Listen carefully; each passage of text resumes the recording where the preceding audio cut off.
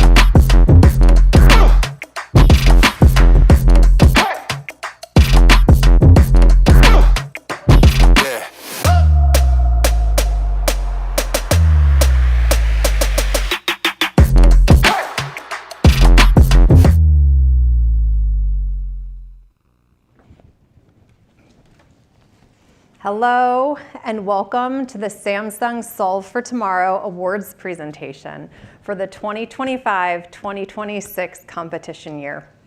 I'm Allison Stransky, the Chief Marketing Officer at Samsung Electronics America, and I'm honored to be your MC this afternoon.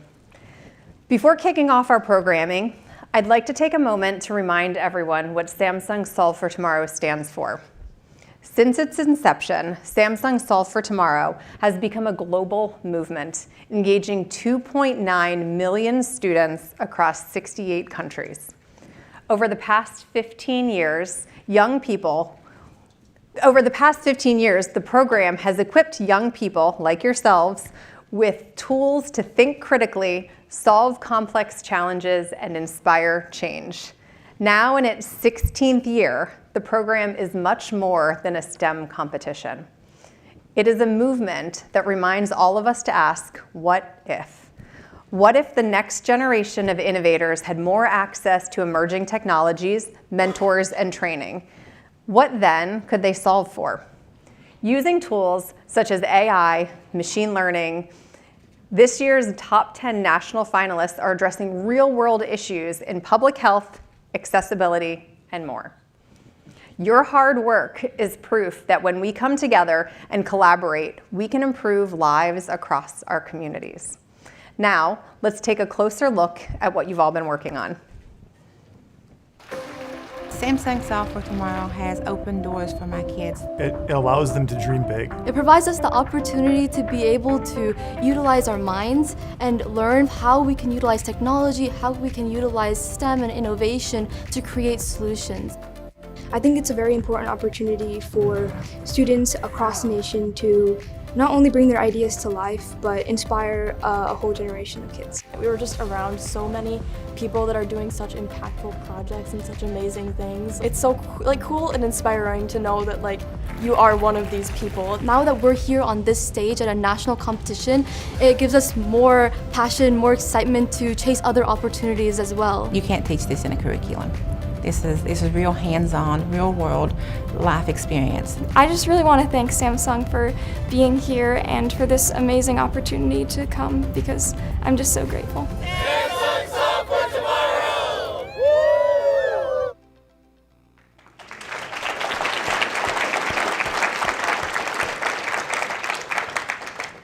I hope you are just as excited as we are to further recognize these students and their efforts that has advanced them to this moment. Scored by our distinguished panels of judges, we will name our award winners shortly. But first, I'd like to welcome a few special guests to the stage. Joining us now is someone who has been a champion of innovation, education, and commitment throughout his career. Please join me in welcoming Uni Jung, President and CEO of Samsung Electronics America.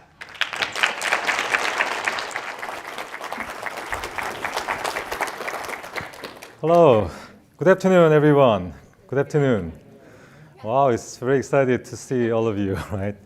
It is an honor for me to be here with you today to celebrate our 16th annual Solve for Tomorrow competition and the bright young minds who are shaping our future. It was over 30 years when I joined Samsung initially. I was the engineer at the time, and then I was very excited to design the products, develop our technologies. Science, technology, engineering, and mathematics have been foundational in my life, and I can see myself in many of the young innovators we have with us today. At Samsung, we believe technology should be accessible to everyone, and that purpose guides us. From our humble beginnings to our position today as an industry leader, the common theme has been the strong passion of innovation with a responsibility to contribute to a better society. In the US alone, 76% of households have at least one Samsung product, and across the country. We have invested more than $100 billion in manufacturing, R&D, and emerging technologies.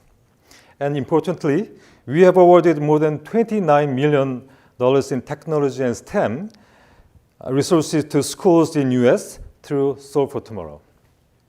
For more than 16 years, Solve for Tomorrow has equipped students around the world with resources, mentorships, and a platform to apply STEM and emerging technologies to solve real-world challenges. But the true impact of Solve for Tomorrow goes beyond numbers. To all the students with us here today, thank you for having the courage to take on real challenges in the world and for sharing your ideas to build a brighter future. It is clear that when young people are empowered to think critically and apply emerging technologies to issues that matter to them, the outcomes are incredible. We are also at a pivotal moment in education as AI transforms the future of work and impacts the classroom experience, right? At Samsung, we believe that when students can understand AI and work responsibly with it, it can be used as a force for good. This year's Solve for Tomorrow finalists represent that vision in action. The 10 national finalist teams here today have developed projects that leverage technologies like 3D printings, as well as AI and machine learning to address challenges that they identified in their communities.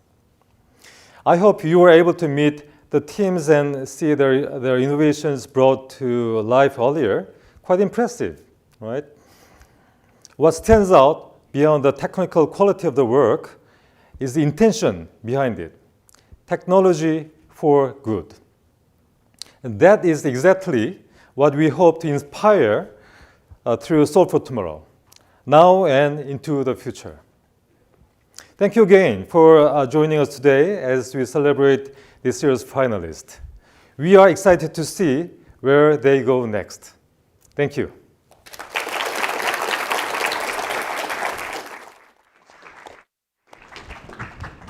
Thank you, Uni.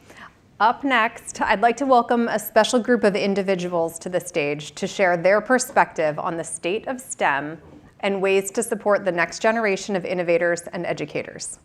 Please join me in welcoming Sarah Gu, president of the Washington Post Creator Network, Cleo Abram, journalist, creator, and host of Huge If True, and Alex Guerrier, CEO of Donors Choose.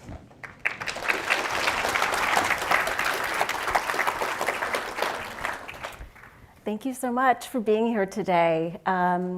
Yes, I'm Sarah Gu. I'm president of Washington Post Creator, a new unit within the Washington Post working with creators. And I'm so thrilled to have Cleo and Alex here with me today. So I want to start with you, Cleo. We spent the day being inspired by the students and their projects today and looking at how examples of how STEM and science can solve problems. I'm sure you've been energized by the energy in this room, and I wanted to start with you. How does that bring up memories for you of how science and STEM have inspired your career? Thank you so much. They definitely have, and I'm excited to say how, but first I just want to talk to the students in the room real quick. It is such a total joy to be here with you guys. I think obviously you've worked incredibly hard to be here. I am sure that it feels really exciting and like a real honor, and that makes total sense. But I want you guys to know that what's really happening here is everybody else is honored to be here with you. You are the people who make this event what it is, and it is just incredibly inspiring to walk around and see what y'all have built. Like, It might take like a decade for you guys to look back at this moment and be like, I was so awesome. Like you are so cool. And I think what we've heard today and the broader theme is that great technology only matters when it improves the lives of people around you, right? Like what you all did was you saw a problem and you thought about the way in which you could use your skills to improve somebody's life. And some of the things that you've built, I can tell that you're going to be working on for a long time, and maybe we'll end up using them really soon. But in other cases, you might end up doing that over and over and over again over the course of your life. It will make your life worth living, and it'll make the lives of the people around you so much better. So I just wanted to say thank you. Thank you for letting us be here with you, and it's a real honor. I make a show that talks about optimistic technology all the time, and that's what I spend my time thinking about. So I talk to people who are running some of the largest and most important companies in the world, and I talk to scientists that are building new tools, a lot of Nobel Prize winners, a lot of people that are really at the forefront of their field, building things that impact millions of people's lives. And I ask them, what is the future that you're working toward? Like, how can I, as a person who is not a scientist, understand the future that you're building every day? Because I believe that if I can make that future digestible to lots and lots of people, we can participate in making sure that that future goes right, as opposed to going down many of the routes that might take it astray. So that's what I spend all day, every day thinking about. I was a kid who, like you guys, loved science and loved tech. And I became a video journalist because I wanted to explore all of the ways people are using that to make the world better. So thank you, and keep doing what you're doing. I'm sure I'm going to be interviewing you guys one day. And just to follow up real quick, was there a science project that you did when you were younger? Like, did today bring back any of those memories? Candle to what we've seen today. Nothing that even comes close. Okay. Alex, and to you, what's excited you about what you've seen today? And, you know, what does it tell you about where this generation is headed? Yeah, well, first I want to echo what Cleo said. I mean, this event, I've been coming to this event, I think, for 5 years in a row. It was one of the first things that I got to do in this role at Donors Choose. And it is a highlight of my year and really represents what's the greatest privilege of my role, which is I get to go around and see what kids and teachers are doing all across the country. This event really represents the pinnacle of that. And one of the things that I've noticed as I go around, and it's like very much on display here, is I think that increasingly our young people are surrounded by evidence that entrepreneurship is accessible to everyone. So you've probably grown up watching Shark Tank, and you know, the stories of the big tech CEOs that you talk to, I think, are everyday stories. And also you get to watch actually independent creators like Cleo, who's an entrepreneur, you know, in what she does. And you're surrounded by this, and I see it infused in just the entrepreneurial spirit that you guys demonstrate. And so I love the presentations, and this is a real, I don't know, a trend I think that I've seen. It's way more prevalent than, let's say, 25 years ago. And it makes me really excited about what this generation is capable of. Yeah. Earlier today did feel a little bit like Shark Tank, actually. I think an element of that. Now today, you can't talk about science without talking about AI, of course. It dominates a lot of our conversation when you talk about science. And Cleo, your channel, your YouTube channel talks about optimistic tech. So tell me, what are you optimistic about when you think about AI and its applications, whether that's education or how it's going to affect how we work and live? Tell me your most optimistic application you see for AI. Well, I think I saw a lot of them today. I mean, I would like to know what percentage of the projects that we saw made use of AI in some way. Does anyone know that data point? It has to be very high, right? Like, somebody knows. And that's just incredible. I saw applications that make me certain that people are going to be using machine learning specifically to improve a lot of people's lives. And I think that way of behaving, of looking at a new tool and understanding its immense implications, and doing what you can to make sure that the future goes right, is the task that people have that are involved in actually making new technology, but also that we all have. I mean, my main reason for making the show that I make is that I thought media wasn't living up to our responsibility to do that well. I think a lot of the stories that we tell about machine learning and about technology writ large are so pessimistic as to miss the point. And the point is that we're all trying to explore how the future is going to look so that we can all participate in steering it in whatever way you choose. That's your personal choice. And I believe in the function of journalism to hold power to account, to do deep investigative journalism.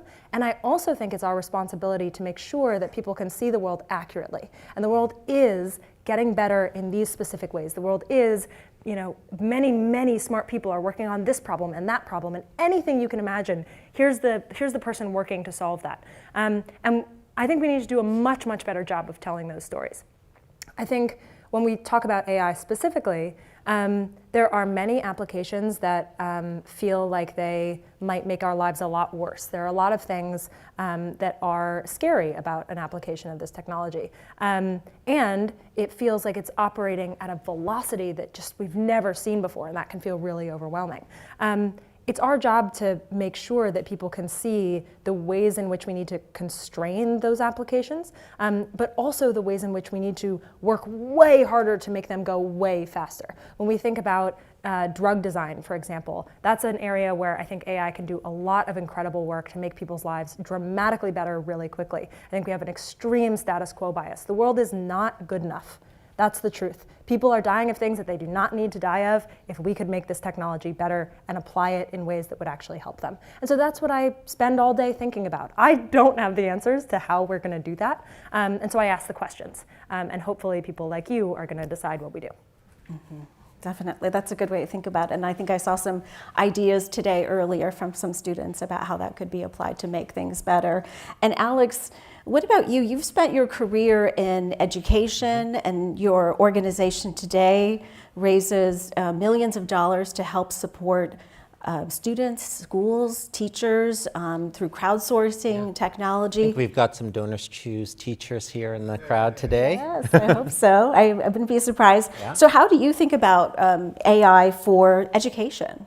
That's a good question. So I am an education person, and I can first acknowledge some of the risks and worries, because there's a lot of uncertainty. In fact, we did a study with Samsung last year where we uncovered that there's a huge need among educators for more professional development on how to apply and use AI. And so, there are questions to be asked.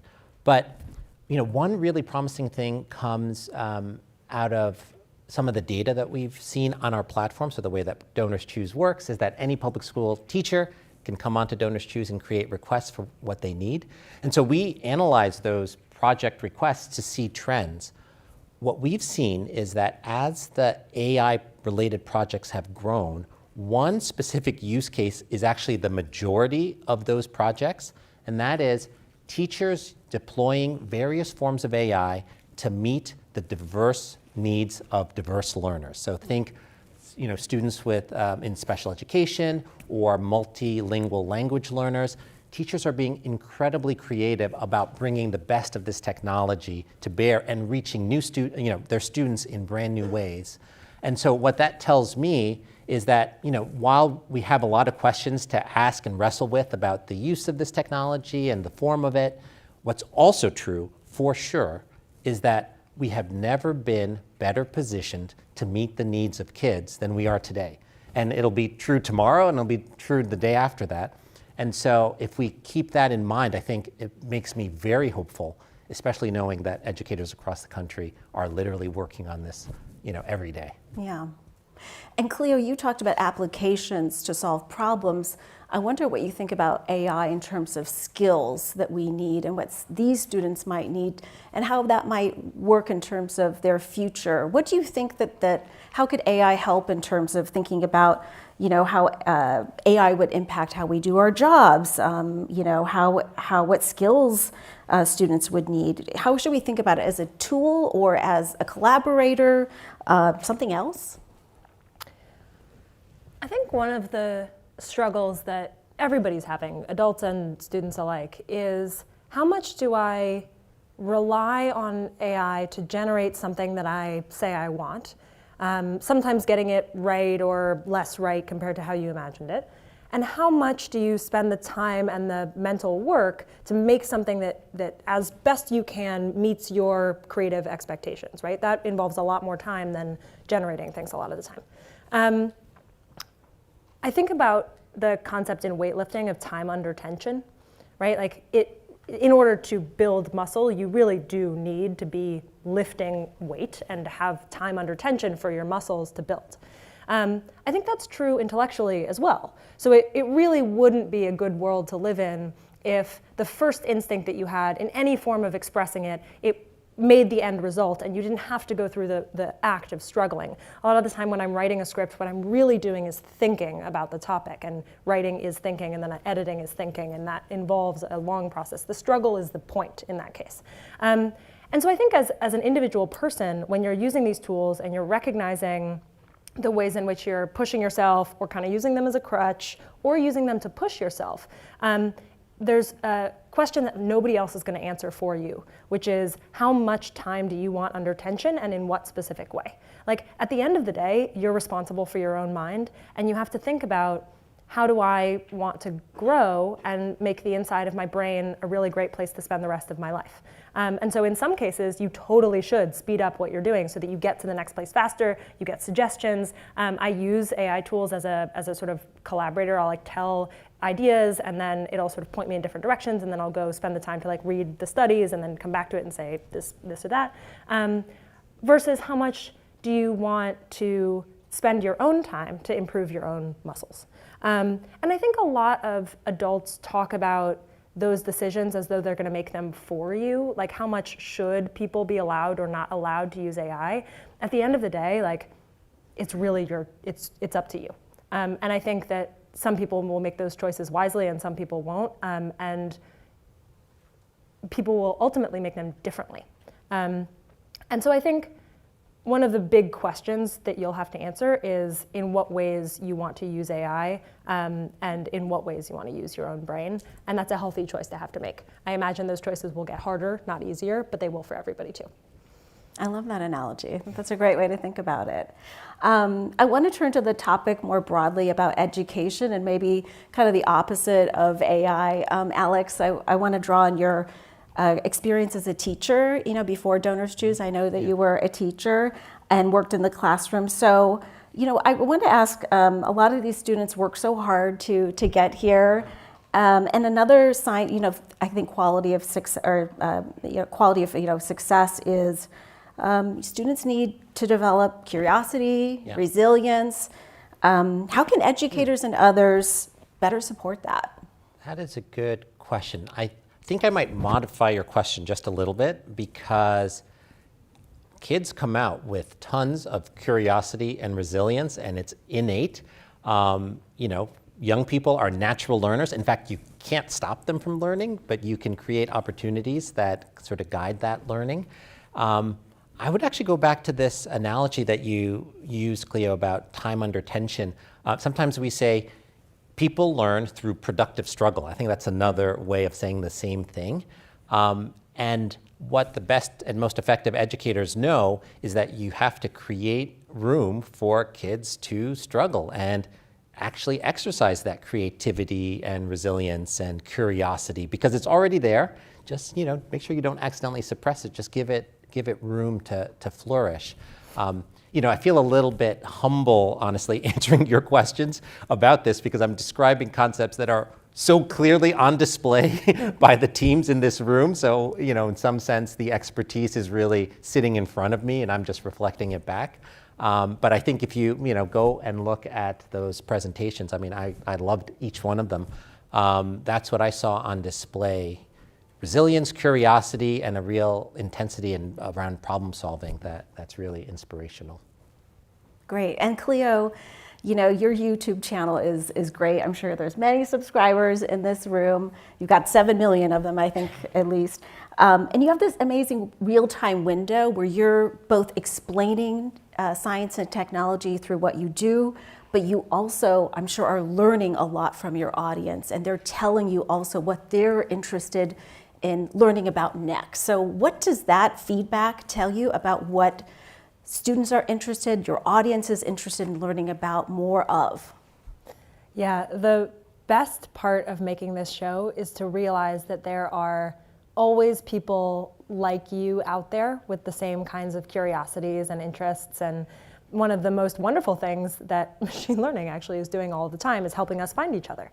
And I think, big picture, the main takeaway that I am always reminded of from this wonderful audience is that people will surprise you with their desire for depth and complicated information and their desire to struggle and understand the world.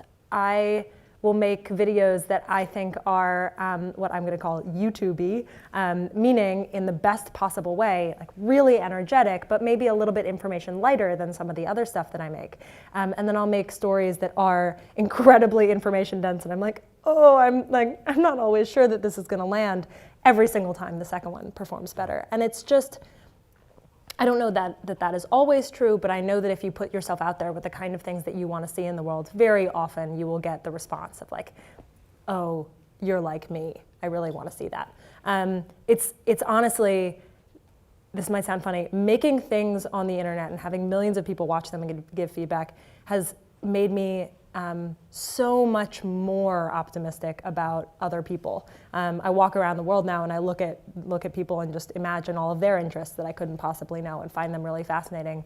And so it's made me just really, really sure that people will rise to the occasion if you give them the complicated information that they are seeking, whether or not they know that when they're starting to scroll. Okay, great. And I know we're running out of time, so I have just one final question for you both. We know this event is about, how do we solve, for tomorrow, the problems that are worth solving with science. So I want to ask you both the same question. You can answer real quickly, one sentence or two. What opportunities are you most hopeful that this generation will solve? Big question. I'll try to go quick. And again, I'm just going to reflect back what I saw today. Something that ran throughout every single presentation was a really deep understanding of the needs of a particular community. And not only that, but I saw the slides with all the people that you interviewed and the partnerships that you built and the relationships that you explored.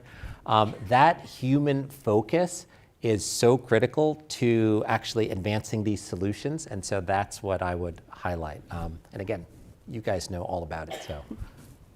Yeah. I would love more people to think when choosing topics about the following Cartesian coordinate system. And it looks something like, call it like on the y-axis, there's the potential impact that you would have. How many people could this actually help? And on the x-axis, it's the amount of money and time that it would take to get there.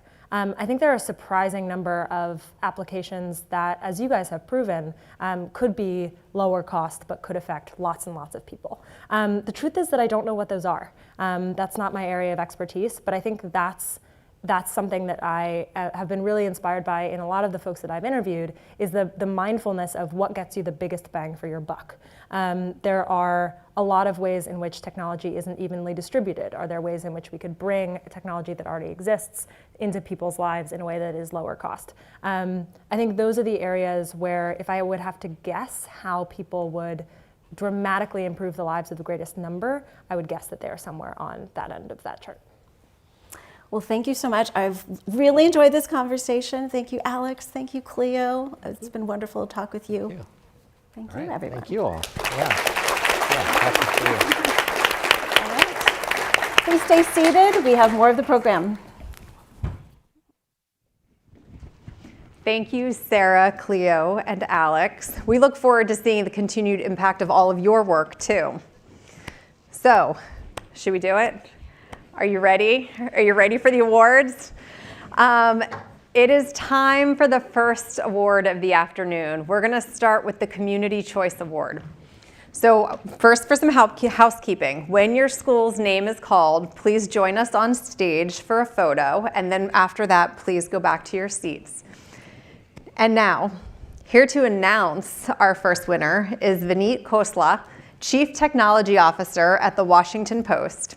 Vineet leads technology, strategy, and product innovation for the Washington Post, helping shape how millions of people access and engage with information in a rapidly evolving digital landscape. So with that, I'm pleased to welcome Vineet to share our first winners. Thank you. All right.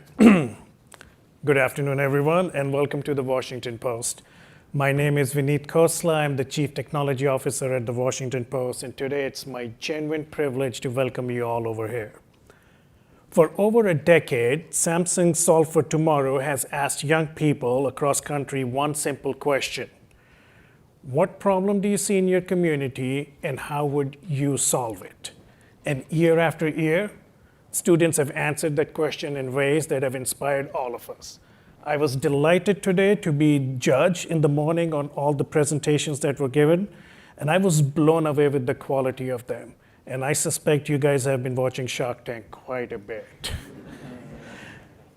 To the students in the room, the problems you're choosing to tackle, whether this preventing cancer or preventing falls or clean water or fire evacuation, to me, these are not student problems. I view them as blueprints for real world, blueprints for real problems that are existing that you guys can go solve. The Washington Post spends every single day thinking about the future. The question we grapple with is what will define the next generation of the society, the technology, and democracy. We think very carefully about who gets a voice and who gets to tell their story, and how the flow of information will shape how it will make the decisions in the world that we all live in. So today we are honored to host Samsung for this amazing event. When we look at programs like Solve for Tomorrow, we see something that gives us tremendous hope. We see a lot of young people who are not waiting to be given permission to engage with real world problems. We also see a lot of educators who are fostering curiosity instead of just compliance. And we see classrooms being turned into labs, not just for science, but for courage and imagination. This is a story that is worth telling, and this is a story that is worth celebrating. I also want to take a moment to thank all the teachers and the educators in the room. Teaching is an act of radical optimism, especially if you had students like me. Every day you guys walk into a classroom, you inspire everybody around you, and you make a big bet on the future. Thank you for making that bet on the future for all of us. The partnership that we have with Samsung and Washington Post Solve for Tomorrow is rooted in something that we share deeply. It is a commitment into investment in our next generation and believing the best solutions to our biggest problems often will come from unexpected places, and sometimes those solutions will come exactly from the people in this room. To the students in this room, I want to ask you one thing to carry through after this process. The problems that you guys care about are real. Your instincts about how to address them are very real. And you have developed skills and scientific thinking, the process of iteration, the ability to come up with solutions, fail, go back, try again. Those are very important skills that this world really needs. And finally, now I have the privilege of presenting the Community Choice Awards. So these awards celebrate the power of community and also the ability to have the impact of collective voices. This award is decided by social voting, so it showcases the importance of inspiring everyone around you and connecting people across a lot of diverse backgrounds. This year, we witnessed a record number of votes, reflecting the passion and dedication of the communities that are all rallying together. This is a testament that how, as groups, we can unite. The winner of this award not only exemplifies exceptional storytelling, but also demonstrates the strength of community engagement and the collaboration. The winner will receive an additional $10,000 in Samsung technology for their school. All right, having said all of that, I'm very pleased to announce the winner is Huff Consolidated Elementary and Middle School.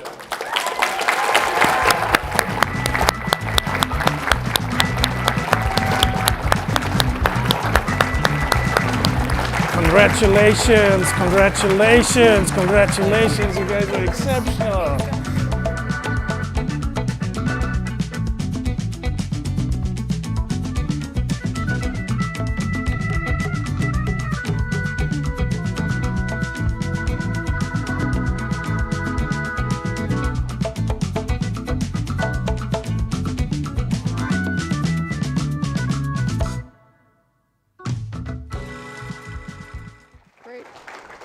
Congratulations, Huff Consolidated. Should we keep going? Anyone want a break? Moving on to our next award, the Employee Choice Award. The Employee Choice Award is a special recognition because it reflects the voices of Samsung employees across the company. Many of us at Samsung have been following your journeys, learning about your projects, and seeing the creativity and purpose behind your work. Across the company, we are also inspired by your ideas. Your work reflects the same spirit of innovation that drives our teams every day. So to help me present this award, please welcome Stephen Cho, our Chief Human Resources Officer for Samsung Electronics America. Stephen plays a key role in supporting our people and culture initiatives at Samsung, helping foster the talent that drives innovation across the organization. Welcome, Stephen.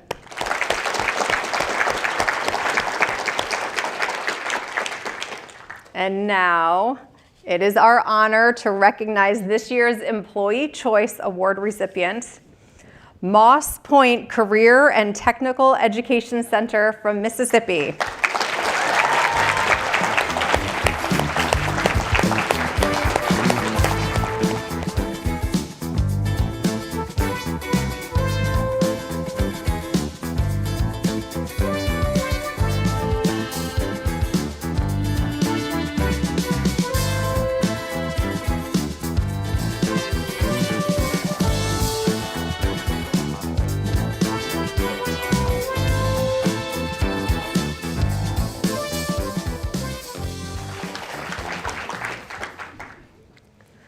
All right, now for the national winner.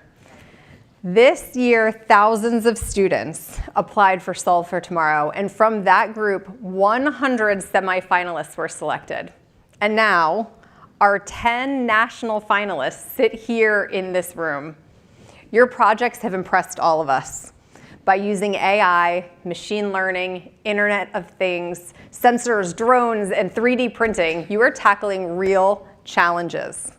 Before we move on, I want to congratulate all of the teachers and students here today because none of us can wait to see how much more all of you are going to accomplish.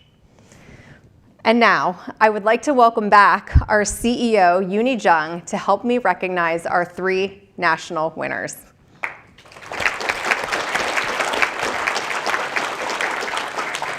So, you're all doing great. You know to come up. So for our first national winner, please come to the stage, Doral Academy of Northern Nevada.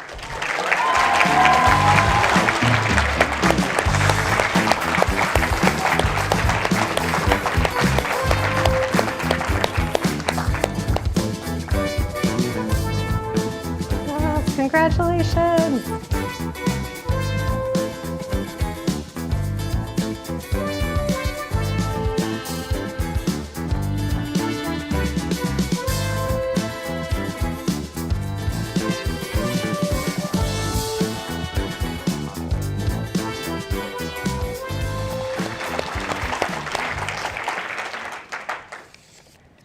Now for our second national winner, please come to stage, James Lick High School in California.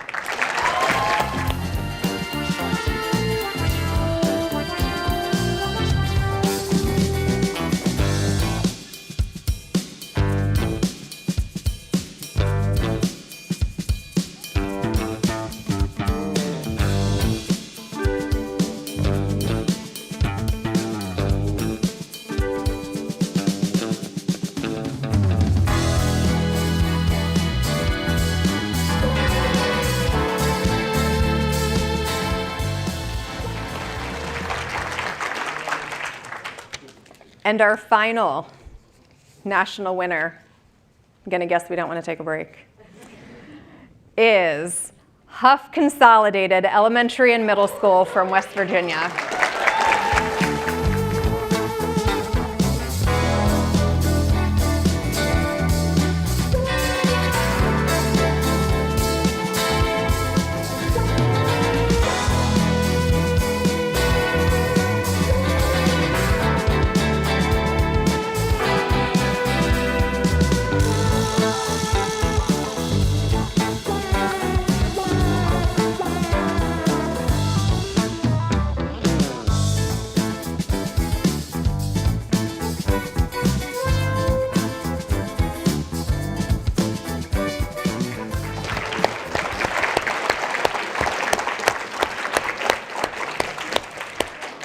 So one more big congratulations to all of our winners from 2026 Samsung Solve for Tomorrow. With that, this wraps the program, and we can't wait to see who's back next year, and we can't wait to see what you're going to do from here. So thank you so much, and congratulations to everyone in this room.